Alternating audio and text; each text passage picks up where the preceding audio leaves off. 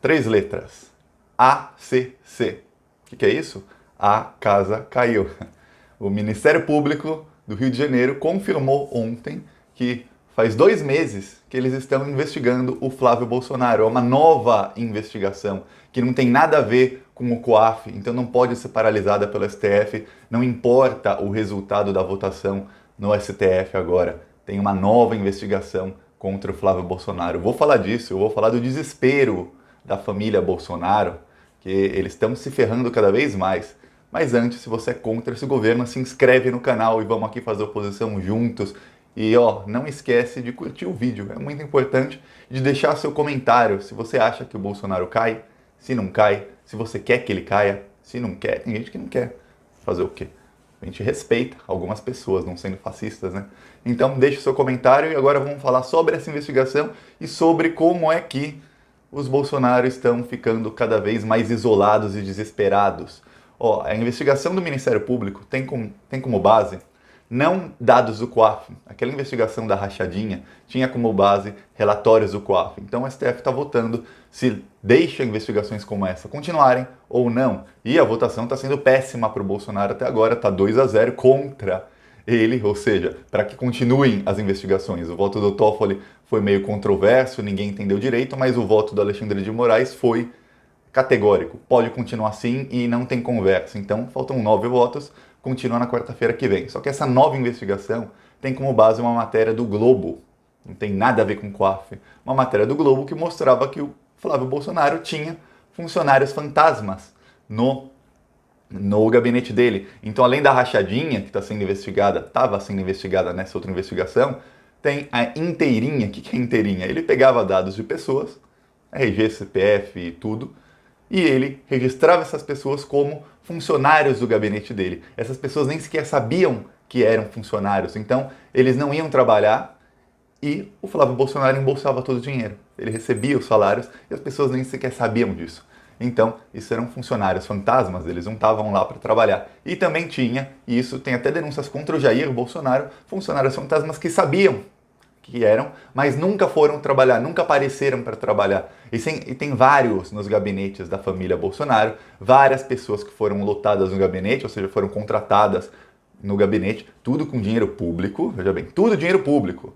Esse é o problema. Se fosse dinheiro deles, faz o que quiser, mas não, dinheiro público, pessoas que foram contratadas e nunca sequer apareceram para trabalhar, nunca, não tem nem o registro. Por exemplo, tem funcionários do Flávio Bolsonaro que eles não tinham nem o registro da digital deles no marca-ponto da Assembleia Legislativa do Rio de Janeiro. Não, nunca foram lá, nem isso. Tem funcionários do Jair Bolsonaro, tem uma, filha do Queiroz é um exemplo, ela nunca foi a Brasília nem para se registrar lá como funcionária do Jair Bolsonaro, ela ganhava 9 mil por mês no gabinete do Jair. O problema deles é esse, é que os crimes do Flávio Bolsonaro, que ele está sendo investigado pelo Ministério Público do Rio de Janeiro, eles se confundem com crimes do Carlos, do Eduardo e do Jair Bolsonaro, porque eles faziam a troca de funcionários, ficavam um tempo no gabinete do Flávio e depois iam para o gabinete do Jair, mas na verdade eles nunca foram. Eles ficavam em casa e talvez recebessem uma parte do salário, mas muitos deles nem isso. Muitos deles nem sabiam que eram funcionários fantasmas porque não foram nem sequer avisados disso.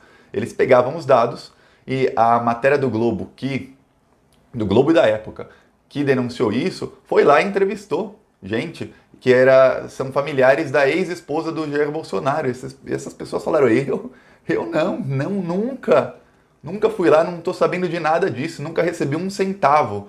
Ou seja, tinha gente lá que ganhava 16 mil por mês e a pessoa nunca viu a cor desse dinheiro, a pessoa nunca foi trabalhar, nada. O Flávio Bolsonaro embolsava tudo, o Jair Bolsonaro embolsava tudo, eles embolsavam esse dinheiro público. E aí começa a ficar claro como é que eles têm tanto dinheiro, como é que eles têm casa num condomínio que uma casa custa no mínimo 4,5 milhões, como é que o Flávio Bolsonaro tem 37 imóveis, como é que ele faz umas negociações bem estranhas com imóveis, e aí nem precisa dos dados do COAF, mesmo se o STF votar contra aquela investigação da rachadinha que começou com dados do COAF, essa nova investigação pode produzir indícios suficientes para começar uma nova investigação sobre a rachadinha. Então, mesmo que o resultado no STF seja ruim, seja um resultado assim, para a investigação do caso Queiroz e Flávio Bolsonaro, essa investigação dos funcionários fantasma, que não tem como parar, não tem nada a ver com o COAF, pode produzir indícios e provas para começar uma nova sobre rachadinha. Falar, oh, não, vamos investigar aqui as rachadinhas, porque claramente eles tinham funcionários fantasmas, claramente. O Bolsonaro, o Jair Bolsonaro, inclusive, tinha a tal da Val do Açaí, acho que era esse o nome dela, ela ganhava, era pouco, essa era a que menos ganhava, era 1.000 e pouco por mês, ela nunca apareceu para trabalhar. E o Bolsonaro disse que era para ajudá-la, porque ela estava passando dificuldade. E ela tinha uma loja de açaí, estava lá na loja e não trabalhava, dinheiro público. É fácil ajudar, é muito fácil ajudar as pessoas com dinheiro público, que não é seu. E aí você vê como o Bolsonaro, desde a época que ele era deputado, ele e os filhos dele, eles usam o bem público, o dinheiro público que devia ser de todos, eles usam para eles, como se fosse o dinheiro deles mesmos. Porque entra fácil. Por que entra fácil? Porque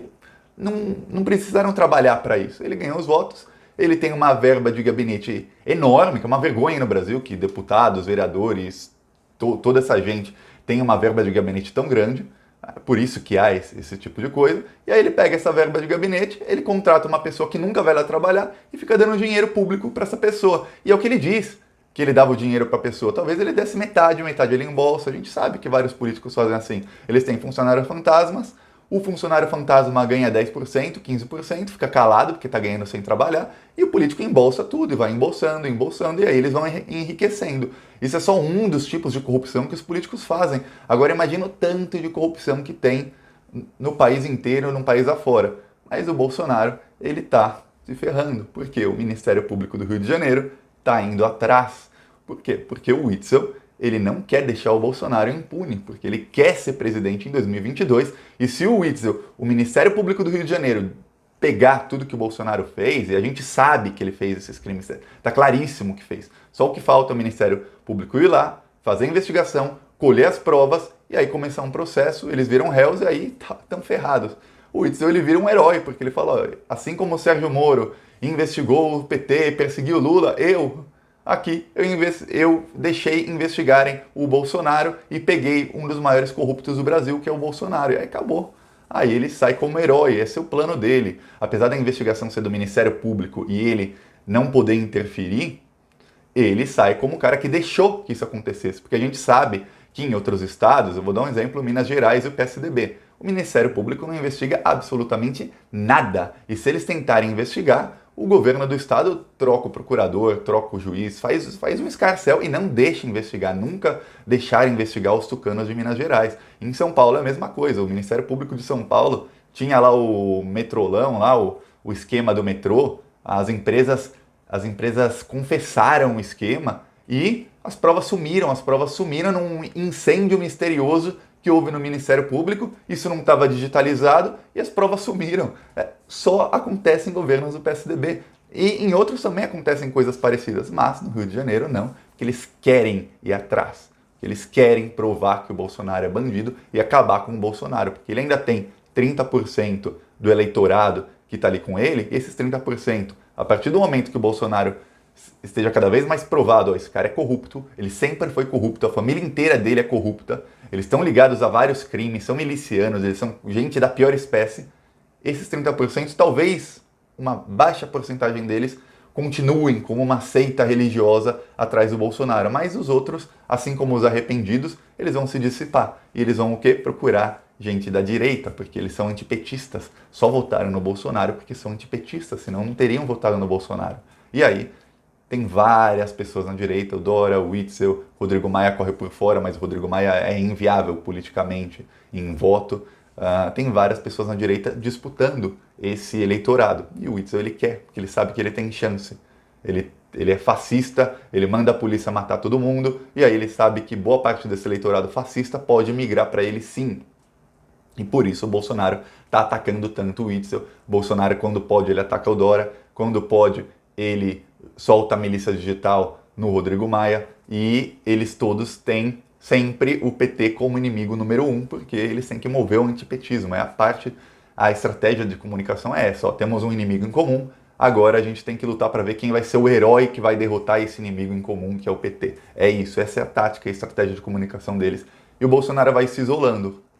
Hoje saiu a notícia de que se o partido do Bolsonaro não ficar pronto até março, e provavelmente não vai ficar pronto até março, eles não podem concorrer nas eleições municipais.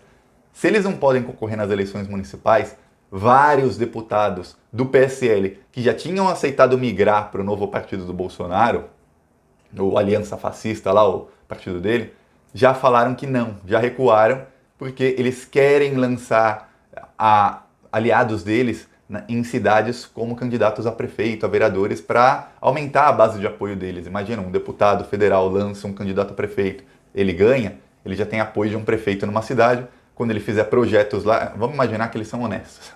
Se fossem honestos, quando fizer um projeto lá, ele pega as emendas, solta para o prefeito faz alguma coisa, ele vai lá inaugurar, ele ganha mais votos, ele fica mais famoso. A gente sabe que na política, principalmente no PSL, com o Bolsonaro, não é assim. Eles ganham milhões, milhões e milhões em emenda, esse dinheiro some, ninguém sabe para onde vai, mas eles sempre precisam de um prefeito, de um governador aliado, para ajudar a fazer esse dinheiro sumir, porque eles não conseguem, um deputado não faz o dinheiro sumir por ele mesmo, é assim que funciona a política.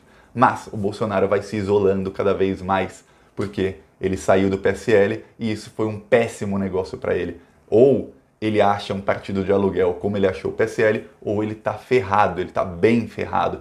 E hoje saiu uma notícia sobre a paranoia do Carlos Bolsonaro, o dia a dia paranoico do Carlos Bolsonaro. Muita gente não sabe, mas o escritório dele, o gabinete dele, fica no 9º andar da Câmara de Vereadores do Rio de Janeiro. E ele sobe 9 andares todos os dias de escada, porque ele tem medo de uma emboscada no elevador, de alguma coisa assim. E ele vai com 2 seguranças armados. Aí você pensa, pô, esse cara é paranoico, ele sobe 9 andares de escada com 2 seguranças armados e depois ele desce. Se ele tiver que subir e descer 5 vezes num dia, ele sobe e desce 5 vezes num dia. E, como se não bastasse, ele não bebe café, ele não bebe água, ele traz tudo de casa, café, água, comida, tudo. Ele não compra nada lá, ele não bebe nada do que eles servem lá, ele tem medo.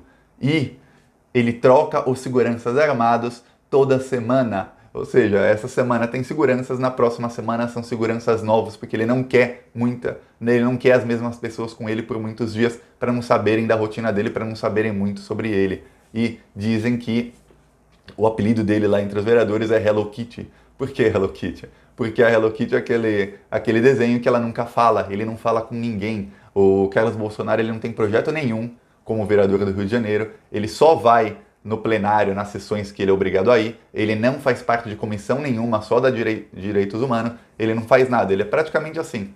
As pessoas votam nele porque ele é filho do Jair Bolsonaro, ele ficou famoso por ser filho do Jair Bolsonaro, ele nunca fez nada de útil para o país ou para o Rio de Janeiro para ficar famoso, e ele usa o mandato dele simplesmente para ganhar dinheiro sem precisar trabalhar muito e se sustenta com base nisso, com base na política, mas ele não faz absolutamente nada pela cidade do Rio de Janeiro que o elegeu o vereador. Não faz nada. E dizem que ele não quer tentar a reeleição no ano que vem. Tem uma coisa, agora sobre o caso Marielle. O Carlos Bolsonaro não tem foro privilegiado. Se ele pegasse um juiz, no caso Marielle, que fosse igual ao Sérgio Moro, ele já estava preso, porque o Sérgio Moro, na mínima suspeita, ele decretava prisão preventiva. E o Carlos Bolsonaro, ele obstruiu provas, ele foi lá pegar as gravações, ele mostrou, inclusive, ele fez isso sem pensar, ele se incriminou, porque ele estava no condomínio na hora que o assassino foi lá. Ele estava lá 20 minutos depois do assassino, chamando um Uber, então ele estava lá, ele se incriminou sem querer. E isso é obstrução de prova, obstrução de justiça, destruir provas ou interceptar provas. Já estaria preso se fosse um juiz do tipo do Sérgio Moro ou um juiz um pouquinho mais corajoso. Como ele é o Carlos Bolsonaro, filho do Jair, o juiz não deve ter coragem de prendê-lo sem que haja um indício forte. Só que mais forte do que interceptar provas vai ser difícil, mas a investigação está seguindo. Ele é suspeito do assassinato de Marielle, de envolvimento com assassinato. Agora a gente espera que a justiça seja feita, se for ele mesmo, que seja preso. E se o pai dele estiver envolvido, que sejam todos presos. E vamos esperar agora a investigação dos funcionários fantasmas do Flávio Bolsonaro e depois da rachadinha. Eles estão ferrados, estão todos conectados nesses crimes. E aí derruba o Bolsonaro sim, derruba o Flávio, derruba o Eduardo, derruba todo mundo. Vai todo mundo para a cadeia. Podem anotar, talvez demore. As coisas no Brasil demoram. Mas é isso. Gostou do vídeo? Curte, compartilha e se inscreve no canal se não é inscrito. Se inscreve, chama os seus amigos. Vamos aumentar a comunidade. Falou!